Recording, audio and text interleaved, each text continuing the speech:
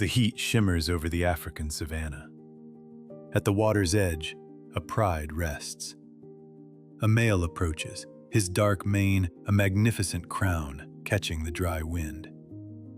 This is the king of beasts, an icon of power so deeply etched into our consciousness that we accept it without question. But this image is a mere snapshot in a vast, epic history. What if the ancestors of these lions were profoundly different? What if their kingdom was not the sun-scorched plains of Africa, but the frozen steppes of Europe and Siberia? A world where they hunted not zebra, but woolly mammoth in temperatures of -30 degrees Celsius. What if this ancient lion wore no mane at all? This is the story of a lost predator, whose perfectly preserved cubs are, even now, being pulled from the Siberian permafrost, their fur intact, their eyes closed as if they had only fallen asleep yesterday. This is the story of the cave lion.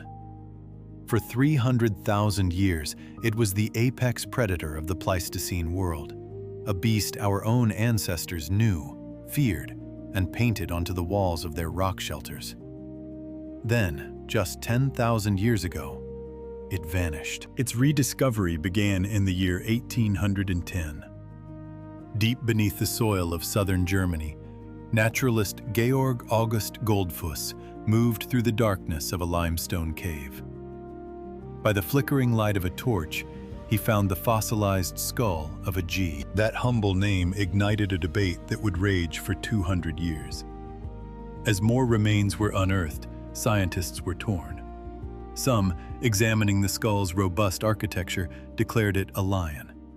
Others, pointing to subtle contours, argued fiercely for tiger.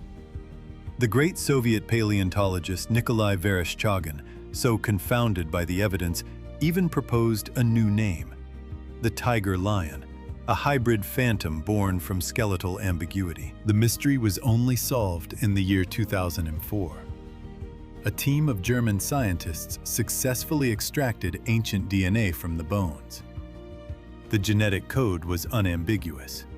It was, definitively, a lion. A distinct lineage that had diverged from the ancestors of modern lions 500,000 years ago, and it was a giant. Based on bone measurements and biomechanical models, a large male could have weighed up to 340 kilograms. To put that in perspective, a formidable modern African lion weighs around 250. This was an animal nearly 100 kilograms heavier, a predator of unparalleled power. Yet the most startling revelation came not from DNA or bones, but from the hand of our own ancestors. Across the caves of Paleolithic Europe, they left us portraits of this magnificent beast. And in these images, etched and painted by those who saw them alive, a consistent, shocking detail emerges.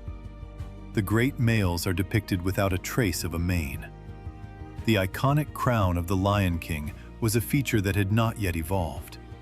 The ghost of the Ice Age was a different kind of ruler, a sleek and unadorned hunter, a testament that the past is a foreign country, and its greatest monarchs are specters we are only just beginning to understand. Across the frozen canvases of Paleolithic Europe, a ghost is etched in ochre and charcoal, an image that presents us with an impossible truth.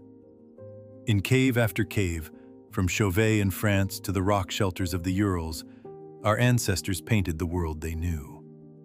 And in that world, the king of beasts was a different animal. Every single depiction of the cave lion, rendered by the hands of those who lived in its shadow, shows a creature missing its most iconic feature.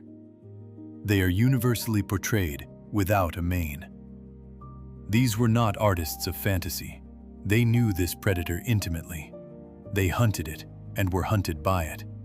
They competed with it for every hard-won scrap of meat on the frozen steppe. They saw it, perhaps, every single day. And they drew what they saw, a great cat with a sleek... The conclusion is inescapable. The male cave lion either lacked a mane entirely, or it was so insignificant that the meticulous artists of the Ice Age saw no reason to record it. This stark absence forces a fundamental question. Why does the mane exist at all? And what powerful evolutionary pressure caused the cave lion to cast it aside? Procreate. The conflict is a storm of procreate. The conflict is a storm of claws and teeth.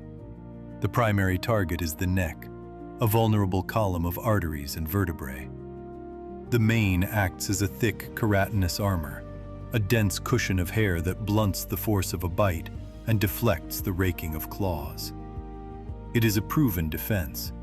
Lions with more formidable manes consistently suffer fewer life-threatening injuries in these brutal contests. Its second function is one of pure advertisement. A lioness selects her mate based on the quality of his mane. A dark, luxuriant growth is an honest signal of genetic superiority. To grow such an ornament requires an immense surplus of resources. It demands a body free from disease, a diet rich in protein, and high levels of testosterone. A weak, sickly, or starved male cannot afford this extravagance. His mane will be thin, patchy, and pale. The females understand this language instinctively. They choose the male with the most magnificent crown, ensuring their offspring inherit the strongest genes. So why, in the world of the cave lion, did this vital piece of anatomy vanish? Two powerful hypotheses emerge from the deep past. The first concerns their social lives. It'd have been solitary hunters, or perhaps lived in small, scattered family units. In such a scenario, the ferocious competition between males would be drastically reduced. Fights would be rare. The need for a defensive shield around the neck would become obsolete. An advantage no longer needed is a cost no longer borne. And over millennia, the mane may have simply atrophied into memory. The second hypothesis is written in the ice itself. The cave lion was a creature of the Pleistocene, a brutal epoch of glaciation. In winter, temperatures would plummet to -30, even -40 degrees Celsius. The landscape was a maelstrom of wind, snow, and blizzards. In such conditions, a mane is not an asset, it is a lethal burden. It would collect snow, moisture, and ice, freezing solid into a heavy, chilling collar. This frozen mass would not insulate, but actively siphon precious warmth from the body, forcing the lion to burn ever more calories simply to survive. What kept this animal alive was not a showy mantle of hair, but a far more practical adaptation: its undercoat. For a long time, this was theory, but in 2016, science found its proof. Near the Mali-Anhui River in Chukotka, a region of the Russian Far East, strands of cave lion hair were discovered, preserved for millennia in the permafrost. DNA analysis confirmed their origin. When compared to the fur of a modern lion, the findings were staggering. The outer guard hairs were a familiar yellowish-brown, though perhaps a shade lighter. But the undercoat was entirely different. It was a dense, wavy, yellowish-white fleece, incredibly thick and insulating. It was the fur of a true Arctic specialist, a thermal shield designed by nature to trap a layer of warm air against the skin, providing the ultimate protection against the planet's most unforgiving cold. The story of the cave lion is a powerful reminder that evolution is not a linear march toward a single, perfect form. It is a fluid, endlessly creative process of adaptation to circumstance. The lion we know today is a creature shaped by the heat of the savanna and the social drama of the pride. The lion of the past was a different beast, sculpted by the bitter cold and the stark solitude of a world encased in ice.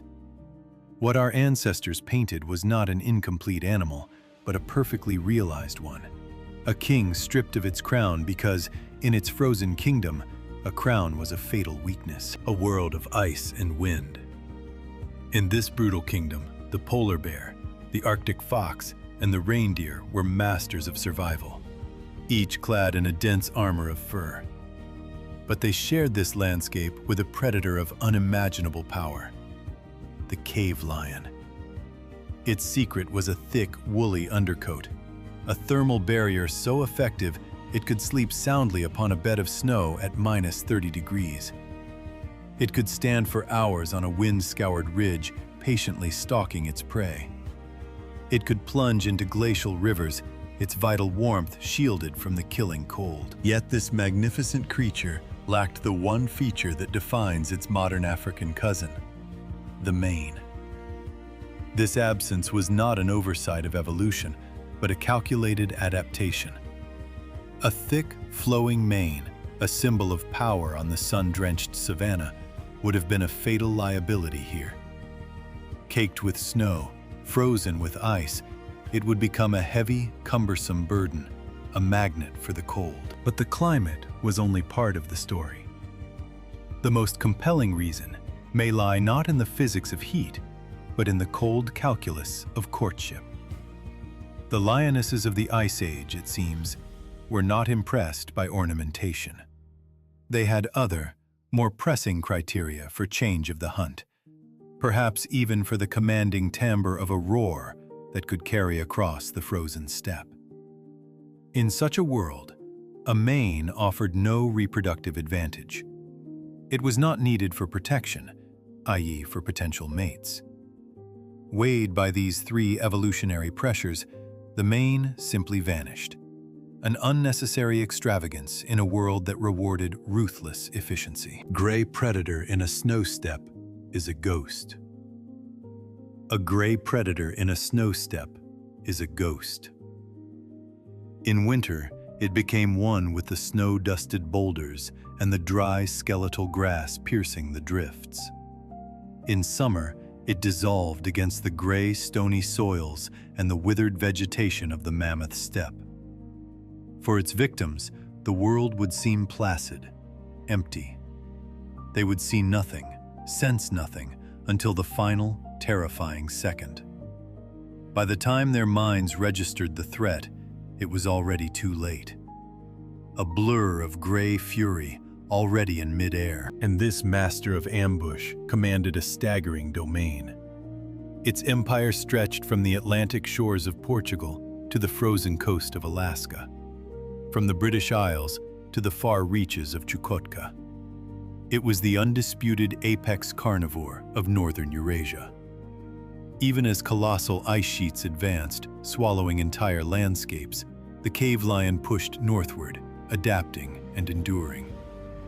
Fossilized tracks tell a silent story.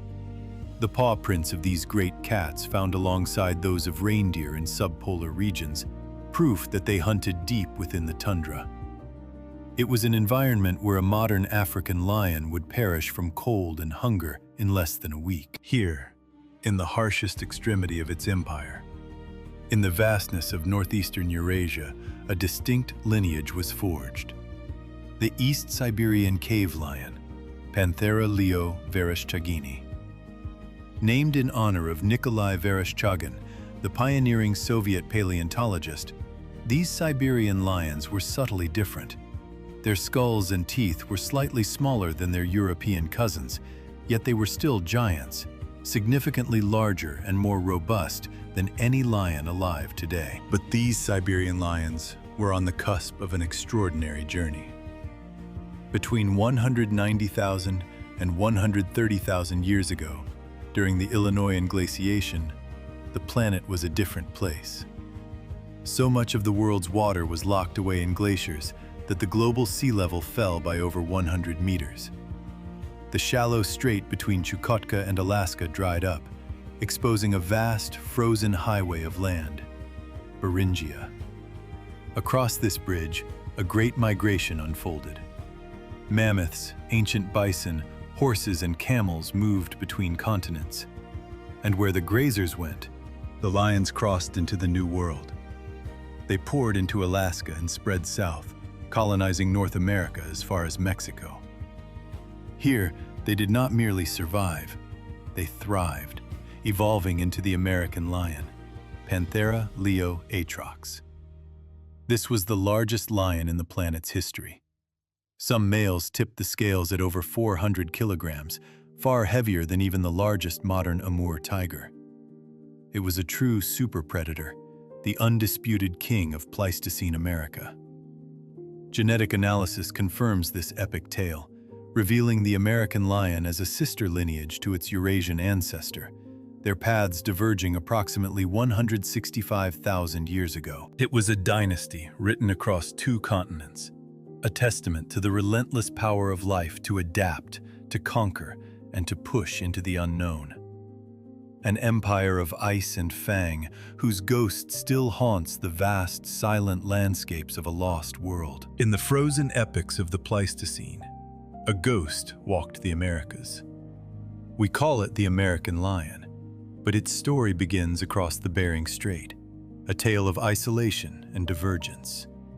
It was, in essence, a branch of the great Eurasian cave lion, a population that crossed into a new world and began a solitary evolutionary journey. But in the old world, a profound mystery was unfolding.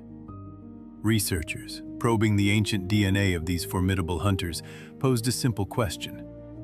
Did the cave lions interbreed with the ancestors of our modern lions? Their territories certainly overlapped. In the vast landscapes of southwestern Eurasia, what is now Turkey, the Middle East, and Iran, these 2 distinct lion lineages would have inevitably met. Logic dictates that where predators meet, genes are exchanged.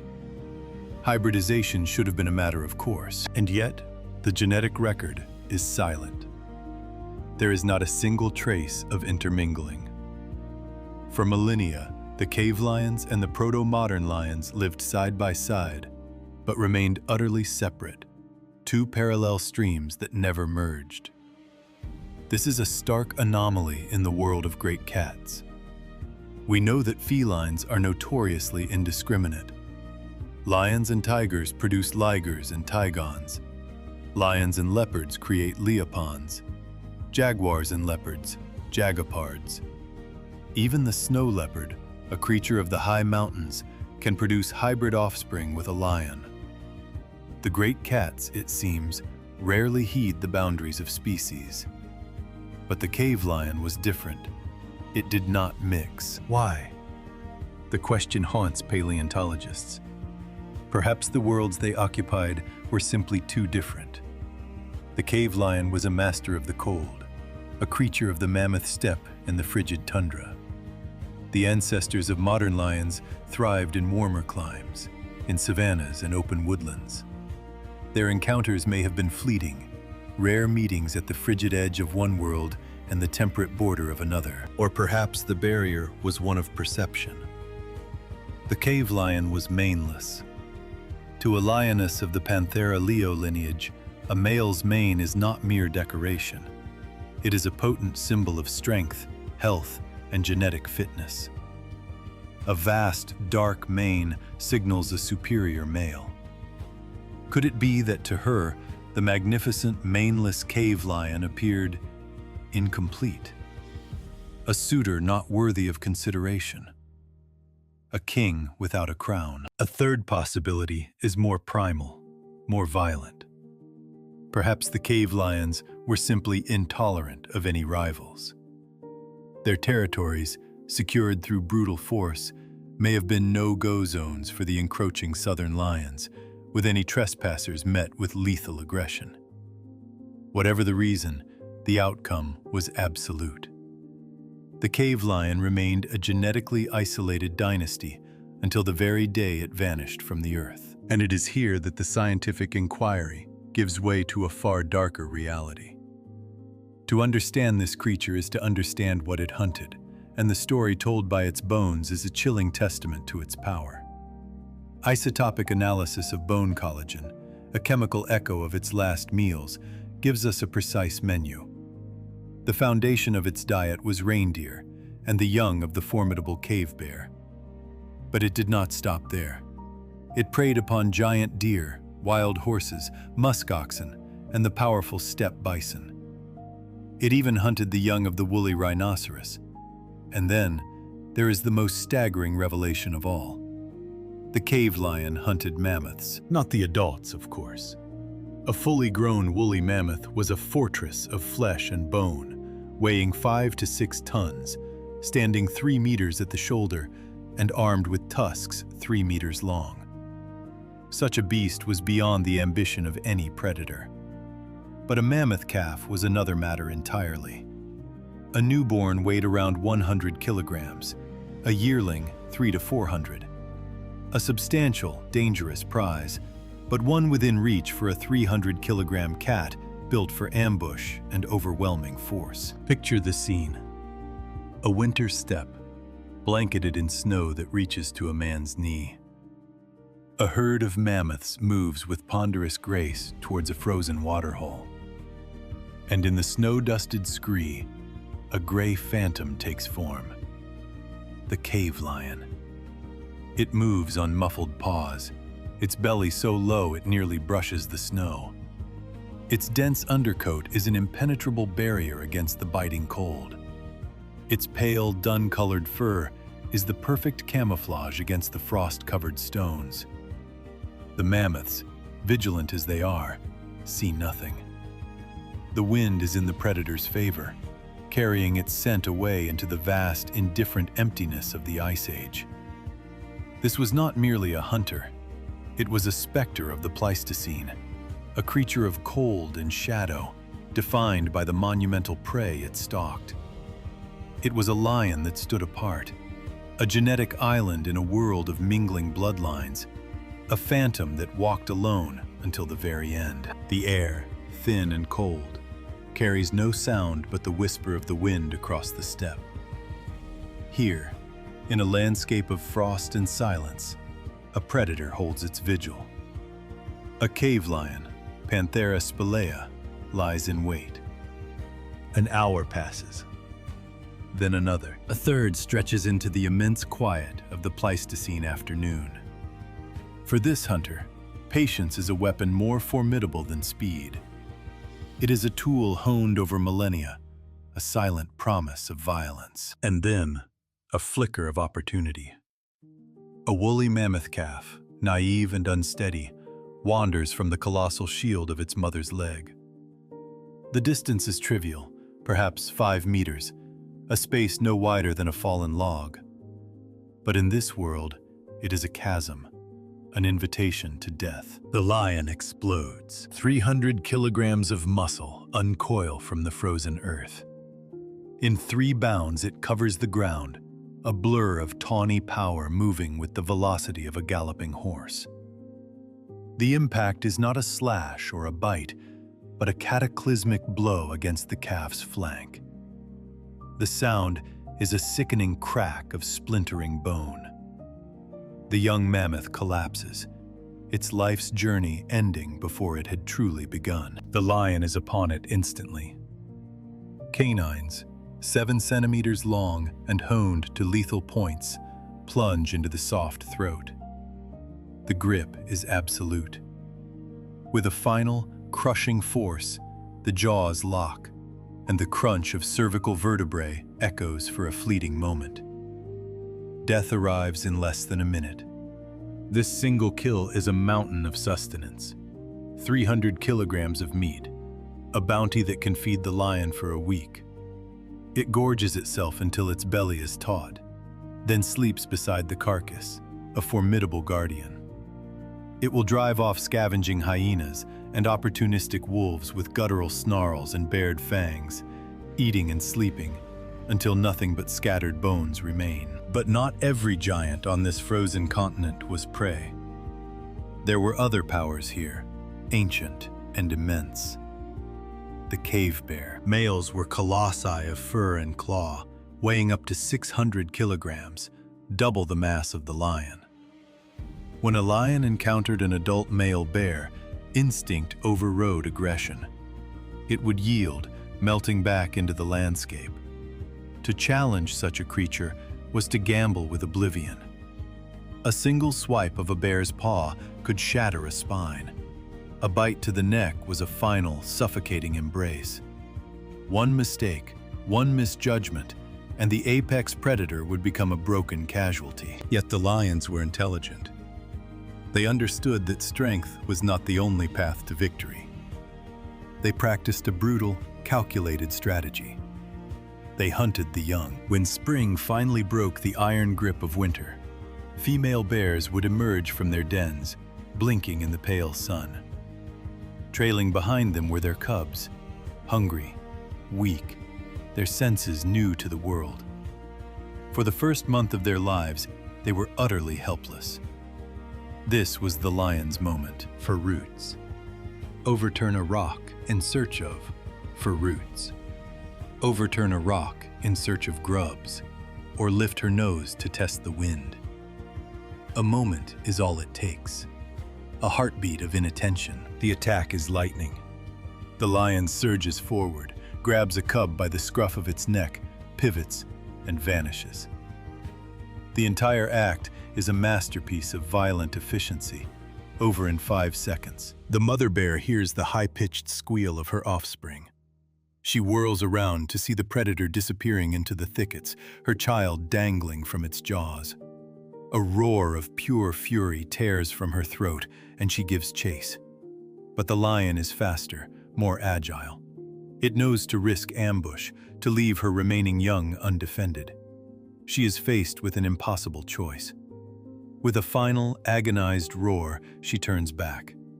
One cub is lost, but the others must be saved. For the lion, this small, stolen life is another week of survival. Was it a cruel calculus? Undoubtedly. But these were the unwritten laws of the Ice Age. The only morality was survival, and the cave lion was a master of its unforgiving logic. These are not tales of myth. They are stories written in bone, unearthed from the silent darkness of the earth. In the Baalweg cave in Germany, paleontologists discovered the skeleton of a cave lion, its bones scarred with the tooth marks of bears and hyenas. This lion had trespassed.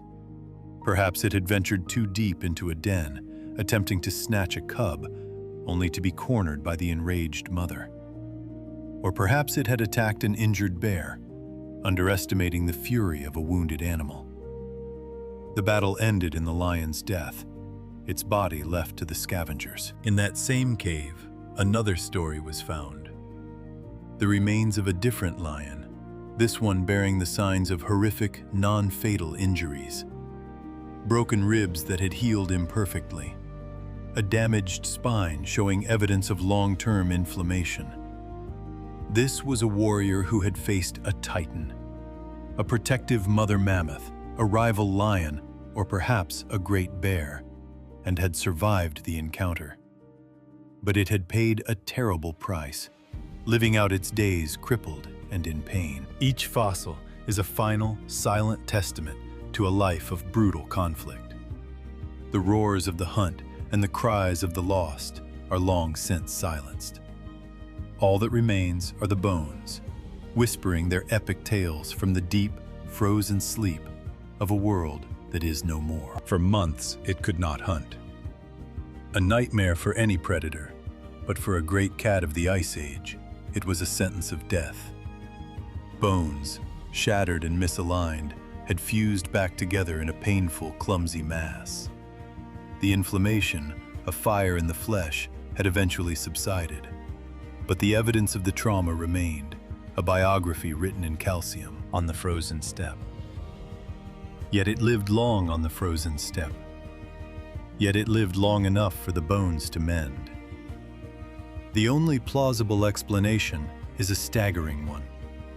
Either its kin dragged kills to its side, or they brought back meat from their own hunts. In this brutal world, this predator, crippled and helpless, was cared for. It is a silent testament, locked in stone, that the great cave lion was not always alone. This single fossil forces us to imagine them living in groups. Not necessarily the sprawling prides of 20 or more seen on the African savanna today, but perhaps smaller, more intimate family units.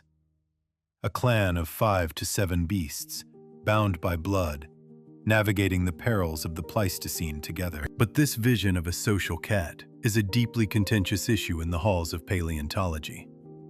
Some scientists argue for a different existence entirely, that of a solitary hunter. Their primary evidence is a conspicuous absence. In countless depictions and fossil impressions, The male cave lion appears to lack a magnificent mane. The mane of a modern lion is a shield and a signal, a product of intense competition between males for control of a pride. Its absence, they argue, points to a lack of such conflict. If males were not fighting for harems, perhaps there were no harems to fight for. In this reconstruction, the cave lion was a ghost of the plains, a territorial loner who met with a female only to mate, before the two parted ways once more. Yet other evidence cries out against this isolation. The sexual dimorphism in cave lions, the size difference between the sexes, was even more pronounced than in their modern African relatives. The males were significantly larger, a trait that speaks volumes.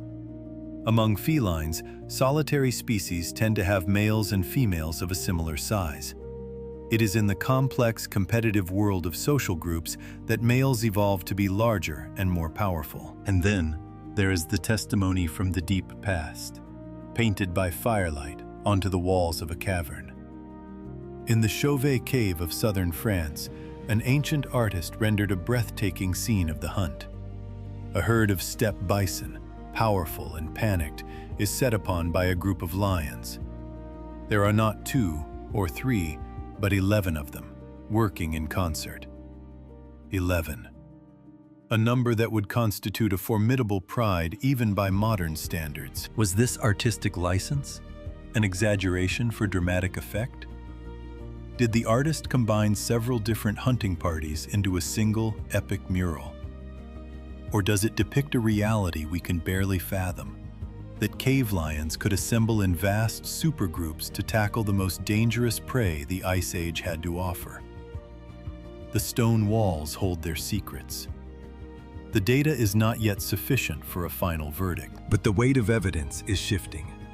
Most researchers now lean towards a life lived in family groups. Something in between the modern lion and the tiger. Perhaps a mated pair and their adolescent offspring, or a few related females, their cubs, and a single dominant male. And what of those cubs? They would have been born into a world of shadow and shelter. The lioness would seek out a den, a protected crevice in a rock face, or a hollow beneath an overhanging stone, shielded by a thicket of impenetrable brush. Here, her young would be safe from the other predators that stalked the cold world outside. For the first weeks of their lives, this was their entire universe. The mother would nurse them, groom their spotted fur with her rough tongue, and warm them with her body.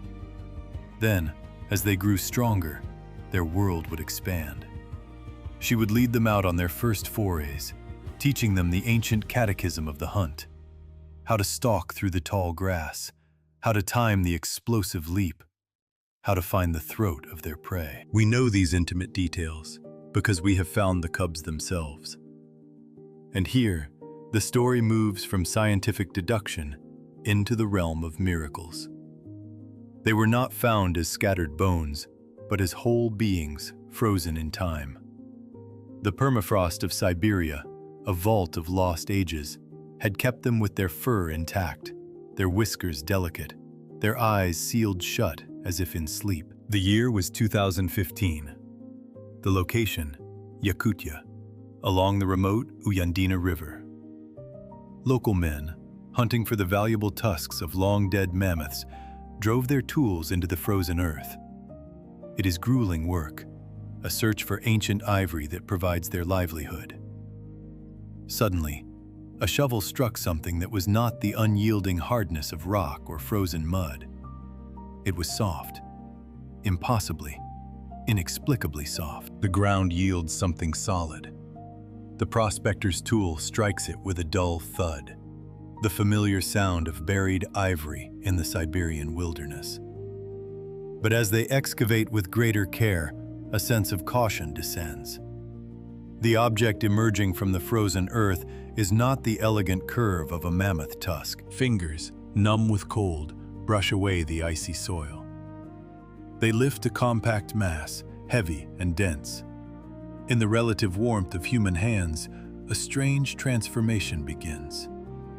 The thawing lump seems to shudder, to shift, as if a long dormant life is stirring within. This is not stone. This is not ivory. It is an animal. Small, covered in a downy fur, and locked in a posture of sleep for an unimaginable age. It is a lion cub. A creature of the Pleistocene, a ghost from the Ice Age. Analysis reveals its story. The cub is approximately 25,000 years old. At the moment of its death, it was no more than a week old. Its milk teeth had not yet broken through its gums. Its eyes were still sealed, awaiting a world it would never see. The fur, a soft and delicate gold, is almost identical to that of a modern lion cub. It lies curled into a perfect ball, tiny paws tucked beneath its body, its tail pressed against its stomach. It appears to be sleeping so soundly, so peacefully, that one almost expects it to stir, to open its eyes and let out a faint, mewling cry. But the eyes will never open. They have been closed for 25 millennia. Beside it, another discovery. A second cub, a sibling from the same litter, preserved in the same pristine state. The same age, the same golden fur, the same sealed eyes. They lay together, pressed against one another for warmth and comfort in their final moments. Scientists reconstruct a sudden, ancient tragedy. A landslide. The earth above their den, loosened by a seasonal thaw, collapsed without warning. Tons of soil and rock descended, sealing the entrance, burying the chamber in an instant. The cubs would have suffocated in moments, their lives extinguished before they had truly begun. Evidence suggests their mother tried to save them. A frantic, desperate digging, her powerful claws tearing at the unyielding wall of earth. But the debris was too deep, the task impossible. Eventually, she would have been forced to abandon her lost children. The very earth that took their lives became their tomb and their salvation. In the oxygen-starved cold of the Siberian permafrost, the agents of decay were rendered powerless. The bacteria that fuel decomposition cannot function without air. The relentless cold flash-froze the soft tissues, the delicate organs, the very blood in their veins. The permafrost, an immense natural cryochamber, held them unchanged, untouched, as human history began to unfold. Then, in the year 2017, along the banks of the Uyandina River, another chapter of this story was unearthed. A third cub, a male. This one was older, perhaps 6 to 8 weeks of age. His eyes were open, gazing into a darkness that would last for tens of thousands of years. His teeth had erupted. His fur had darkened from newborn gold to a more mature grayish yellow. He was no longer a helpless, tiny bundle, but an adolescent, beginning to explore the world beyond the den. Radiocarbon dating would deliver a figure that defied belief. This cub was 43,448 years old. One must pause to comprehend such an expanse of time. 43 millennia. This was an era when Neanderthals still walked the plains of Europe, alongside the first Cro-Magnon humans. An age when the cave lion, Panthera spelaea, was an apex predator, the undisputed master of its domain. While humanity was a fledgling species, taking its first tentative steps toward dominance, this lion cub was frozen in the Siberian earth, and there it remained. It lay suspended in ice while empires rose and crumbled, while languages were born and forgotten, while humanity mastered the wheel, writing, gunpowder, electricity, and the internet. All of human civilization passed, and still, it waited. The next year, 2018, brought a final, confounding discovery. Just 15 meters from where the ancient male was found, a female cub emerged from the ice. She was about a month old, larger than the newborns, but still achingly small. The initial assumption seemed obvious. They were brother and sister, caught in the same catastrophe. But the unblinking eye of science revealed a chasm. The female cub was dated to 28,000 years. They were separated by 15,000 years. They were not siblings. They were not even contemporaries. They were inhabitants of the same sacred ground, separated by an epoch. The location, it is now believed, was a traditional denning site used by generations upon generations of cave lions. A sheltered ravine, a secure fissure in the rocks, returned to year after year, millennium after millennium. These are not mere fossils. They are messages. Perfect echoes from a lost world sent across an ocean of time. The permafrost does not keep secrets. It keeps moments. It holds these fragile lives, silent witnesses to millennia of unimaginable change, waiting for a future they could never have conceived, to look back and remember a life that lasted but a single season. In a sheltered cavern, warmed by breath against the Siberian tundra, was a place of beginnings. The great cave lionesses knew this place. It was an ancestral den, a sanctuary where, for millennia, generation after generation had come to give birth. Tens of thousands of years later, the permafrost would surrender one of its secrets. A single cub, frozen in time. She would be named Sparta, and she would become one of the most significant discoveries in the history of paleontology. Her state of preservation is nothing short of miraculous, a perfect relic from a lost world. Scientists have called her the most completely preserved animal of the entire Ice Age. The fur is still in place, every last hair of her infant coat. The skin is whole, without a single tear or lesion. Beneath it, the contours of her musculature are clearly visible, the very fibers that would have powered her first tentative steps. The intricate structure of her paws, down to the delicate texture of the pads, remains as it was on her last day. Even the internal organs are distinguishable: the heart, the liver, the stomach. This is a window into the past of almost impossible clarity. Ordinarily, the remains of extinct animals are reduced to bone, scattered and mineralized. On rare occasions, a faint imprint in stone or a fragment of desiccated skin survives. But to find an entire body, with soft tissues intact, is a chance of 1 in millions. With Sparta, everything was preserved. Absolutely everything. From this single, tiny creature, our understanding of her species has been rewritten. We now know that cave lion cubs possessed an incredibly dense undercoat, far thicker than that of modern lion cubs in Africa. This was a crucial adaptation to the killing cold. A newborn lion on the Serengeti Plains can afford a thin coat. Its challenge is not freezing, but escaping the oppressive heat. In Pleistocene Siberia, the equation was inverted. The cold was a relentless predator. At -30, even -40 degrees Celsius, a newborn with a sparse coat would have perished within hours, even nestled in a den against the warmth of its mother. Nature, in its unforgiving wisdom, had equipped these cubs with thermal insulation of astonishing efficiency, a downy armor comparable to that of a fully grown polar bear, present from their very first days of life. Sparta also revealed the true color of her kind. Previously imagined as dark brown, the cubs were in fact a pale, creamy yellow. This too was a matter of survival, a perfect camouflage for the Ice Age environment. A light-colored cub would vanish against the snow and the pale, dry grasses that pierced its surface, remaining invisible to predators while its mother was away on the hunt.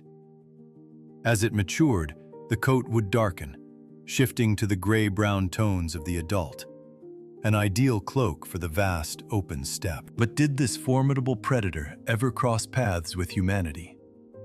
The answer is an emphatic yes, and those encounters shaped the destiny of both species. For tens of thousands of years, cave lions and early humans lived side by side in a tense and lethal dance. The lions first contended with Neanderthals, and later with the Cro-Magnons, the first modern humans to enter Europe. Their relationship was a complex tapestry of competition and fear. On one hand, they were rivals, hunting the very same prey. The reindeer, the bison, the wild horse. Whoever made the kill first ate. On the other hand, the lion was a predator, and humans were, at times, the prey. An ancient human, weighing 70 kilograms, was a vulnerable creature. Devoid of fangs, claws, or a protective pelt, and relatively slow on foot. A human could not climb a tree to escape as a primate might. The lion, a creature of the open ground, could feed a lion for 3 days. But humans possessed a different kind of weapon. They were smarter. They learned not to walk alone. They moved in groups, armed with spears, and they wielded the ultimate deterrent: fire. In this ancient struggle for dominance, one species would adapt, thrive, and inherit the earth. The other would vanish into the long night of extinction.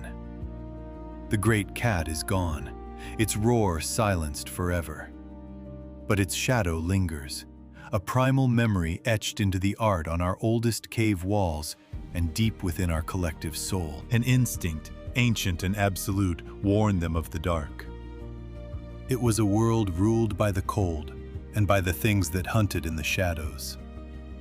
But humanity had discovered a weapon, a spirit captured from the heavens: fire. A burning branch, a torch held aloft, a ring of blazing campfires. This was the shield against the night. And the greatest of the night's predators, the cave lion, understood this language of light and heat. It would see the flames, and almost always it would turn away. The circle of fire was a sanctuary, a fragile island of human warmth in a sea of Pleistocene peril. The great cats learned that the true hunt was not in the fortified camp, but on its periphery. They stalked the lone wanderer, the straggler, the one who dared to venture beyond the protective glow without a spear in hand. Yet this was not a one-sided war of terror. It was a contest. For as much as the lion hunted man, man also hunted the lion. Deep within the La Garma cave complex in what is now Spain, the earth holds a story from the Magdalenian period, a time some 15 to 12,000 years ago. Here, archaeologists uncovered the remains of cave lions, but these were not the bones of a predator in its den. They bore the unmistakable signature of human hands. Someone had faced the ultimate carnivore and won. They had skinned the great cat with practiced skill. With blades of flint honed to a razor's edge, they performed the meticulous work, carefully separating the magnificent pelt from the muscle beneath, preserving the fur, the head, the formidable paws. This was not merely for survival. It was for status. One can imagine the victor, draping the immense skin over their shoulders, a raw and potent cloak. The lion's head would rest upon their own, its empty eyes staring out over a world it no longer ruled. Secured with a leather thong across the chest, this was a walking testament to courage. To stride through the camp in such a garment was to be more than a hunter. It was to be a hero, the one who had vanquished the apex predator. The skin also offered practical prestige. As a bed mat, it was a luxury of unparalleled warmth and comfort, a durable and soft barrier against the frozen ground, a bed fit for a chieftain. But the lion offered more than just its skin. It offered a currency of power. Canines, the very weapons the beast used to kill, were found drilled with precise circular holes. To pierce the dense enamel of a lion's tooth with a primitive stone drill was an act of immense patience and effort. It was a task that consumed hours, the driller rotating the flint point by hand, slowly, painstakingly grinding away. Why undertake such an arduous task? Because the object it created was priceless. Worn on a cord around the neck, it was an amulet, a personal emblem of the highest order. It was a broadcast of prowess, a silent declaration to every member of the clan. I killed the lion. I faced the most dangerous beast in our world, and I prevailed. I am strong. I am brave. Respect me.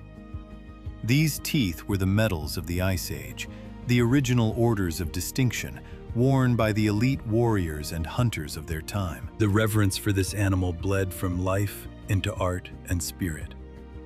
In the Chauvet Cave of France, a staggering gallery of Paleolithic genius, the lion dominates. More than 70 depictions of the great cats prowl across the limestone walls. More than the mammoths, more than the bison, more than the horses or deer. They were paramount, an obsession etched into the very soul of our ancestors. They lived in their mythology, their rituals, their dreams, and undoubtedly, their nightmares. Nowhere is this spiritual fusion more profound than in a discovery made in a German cave. Carved from the tusk of a mammoth between 41 and 35,000 years ago, it is a statuette standing 31 centimeters tall. Known as the Löwenmensch, or Lion Man, it is one of the oldest known sculptures on Earth, a masterpiece from the dawn of human art. It depicts a being with the lean, upright body of a human, but the head, the unmistakable head of a lion. The ears are alert, the muzzle is predatory, the intent is fierce. This was no mere animal. It was a chimera, a hybrid of the two most intelligent and successful predators on the landscape. What does it mean? We can only speculate. Perhaps it is a shaman, transformed during a ritual, wearing the lion's scalp to channel its spirit. Perhaps it is a forgotten deity, a guardian of the hunt. Or perhaps it is the hero of a lost epic, a demigod born of a mythical union between woman and beast. But this profound, millennia-long relationship of fear, rivalry, and worship was destined for a final, terrible chapter. The story of how the kings of the Ice Age vanished from the Earth. Radiocarbon dating provides the stark timeline of their demise.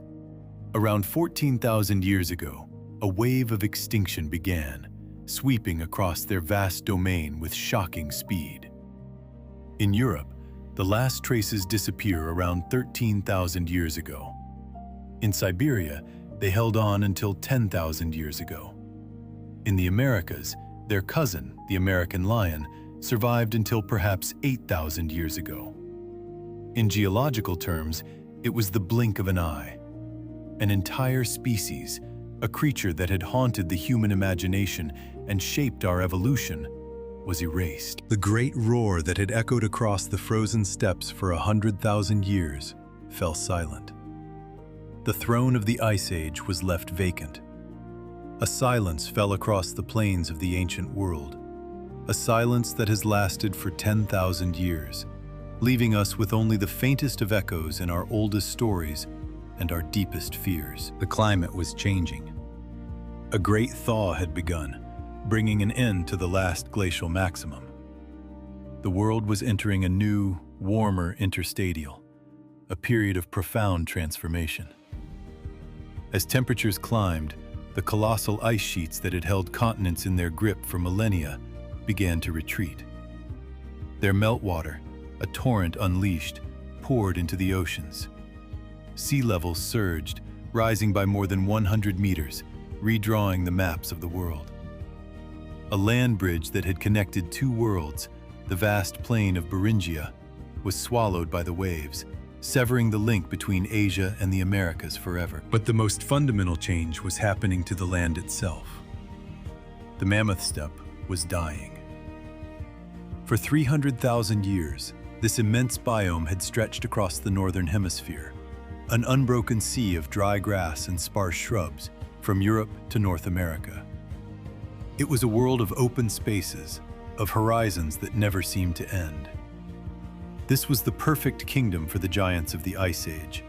Herds of woolly mammoths, bison, horses, and deer, numbering in the thousands, moved flets, and wolves patrolled this empire of grass, the apex hunters of a stable, ancient world. Then, In the span of just a few thousand years, it all vanished. Where the steppe had been, forests began their silent, inexorable march. Coniferous taiga claimed the north, while deciduous woodlands rose in the south. The open spaces, the very foundation of the megafauna's existence, shrank by orders of magnitude. The world of the mammoth became the world of the moose. For the steppe animals, this new, forested landscape was an alien prison. And for the cave lion, it was a death sentence. Its entire predatory architecture, perfected over eons, was built for the open plain. Its strategy was one of distance and power, to spot a target from afar, to use the scant cover of a lone boulder or shrub for a stealthy approach, and then to unleash a devastating charge across open ground. In the steppe, the lion was a flawless killing machine. In the forest, it was helpless. Here, visibility was measured in meters, not kilometers. The dense undergrowth offered endless hiding places for prey. Every approach was a gamble, with the snap of a dry twig under a heavy paw betraying its presence. Pursuit was impossible. The trees formed a dense, chaotic maze that prevented the lion from ever reaching its formidable top speed, while nimble prey could zigzag between the trunks to safety. The king of the open plains was now a clumsy, ineffective intruder in a world it could not comprehend. Starvation became a constant companion. The lion populations began to dwindle. Unseen, another crisis was unfolding within their very genes. Studies of ancient DNA reveal that between 47,000 and 18,000 years ago, the cave lions had already suffered a catastrophic population bottleneck. Their numbers had plummeted by a factor of 20, a collapse that shattered their genetic diversity and left the survivors dangerously inbred and fragile. They were a species already standing on a precipice. And then came the final, decisive blow: humanity. It was not an act of malice, but of competition. Armed with revolutionary technology, spear throwers that could launch a deadly projectile over 50 meters, and bows that could kill from 100, humans became the most efficient predators the planet had ever known. They hunted the same bison, the same horses, the same deer as the lions. But they did so with an unmatched lethality, killing prey faster than the herds could replenish themselves. The evidence is written in the earth. As modern humans spread across Western Europe, the cave lions systematically disappeared. Region by region, valley by valley, the arrival of human hunters coincides precisely with the extinction of the local lions. This was not a war, but a simple, brutal equation of resource economics. Humans were stripping the larder bare. For every animal a human killed, a lion went hungry. Weakened and starving, their numbers already low, they simply faded away. It was a perfect storm of extinction. A changing climate that erased their world. A transformation of landscape that nullified their skills. The disappearance of their prey. A crippling lack of genetic resilience. And finally, the arrival of a new, devastatingly effective competitor. It was not one single event, but a cascade of blows, each one weakening the great predator until it could stand no more. The lion did not die in a blaze of glory, but in the quiet, encroaching shadows of a forest it never learned to call home. Its roar was replaced by the silence of a world that had moved on, leaving no place for the king of a vanished kingdom. An era had drawn to a close. For 300,000 years, the cave lion had held dominion over the vast, cold expanse of Eurasia.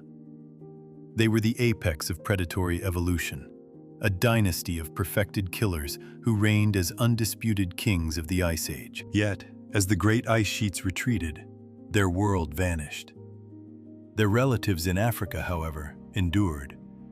The ancestors of the modern lion dwelled in the southern savannas, a world less brutalized by climatic upheaval, where prey remained plentiful. They survived the cataclysm of the late Pleistocene, and their descendants walk the earth to this day. Of the northern warriors, only ghosts remain. Their bones sleep behind hills, immortalized some 30 to 40,000 years ago. In the Siberian permafrost, mummified cubs lie frozen in an eternal infancy, their fur and flesh perfectly preserved. Saw them, hunted them, and feared their saw them, hunted them, and feared their power. Imagine a beast standing 1.2 meters at the shoulder, a formidable 300 kilograms of pure muscle, cloaked in a dense, grayish coat, without the familiar mane. Imagine its yellow, unblinking eyes, watching from the shadows of a lost world. A silent, powerful specter, a reminder that the planet we inherit is built upon the thrones of forgotten kings.